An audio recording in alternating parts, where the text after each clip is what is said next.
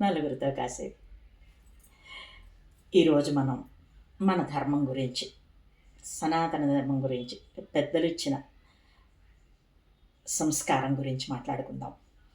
హిందువులకి 33 కోట్ల మంది దేవుళ్ళు ఉన్నారంట అని ఎగతాళిగా మాట్లాడే వాళ్ళకి మనం సమాధానం ఇవ్వాల్సిన అవసరం అస్సలు లేదు. కానీ అసలు విషయం ఏమిటో మనకి తెలియాలి కదా. ఇక్కడ కోటి అంటే నంబర్ కాదు. సంస్కృతంలో కోటి అంటే రకం, టైప్ అని అర్థం. అంటే 33 రకాల దైవశక్తులు ఉన్నాయని దాని అర్థం.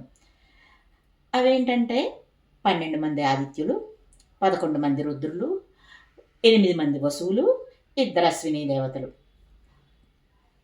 ఇవన్నీ కలిసి పంచభూతాలు.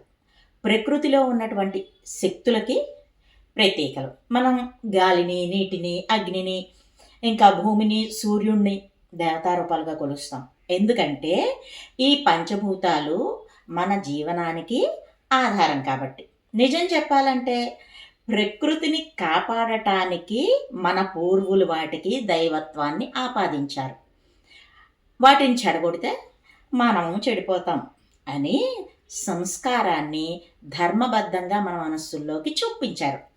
నీటిని గంగమ్మగా అనుకుని పూజిస్తే అది కలుషితం కాకుండా కాపాడబడుతుంది.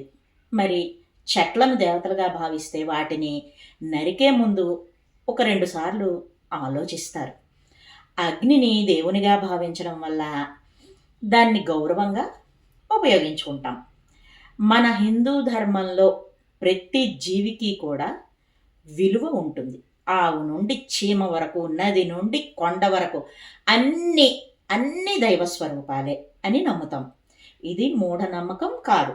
ప్రకృతితో కలిసి బ్రతకడం నేర్పిన మన జీవన విధానం. అందుకే మన ధర్మం వేల సంవత్సరాలు గడిచినా ఇంకా నిలబడి ఉంది.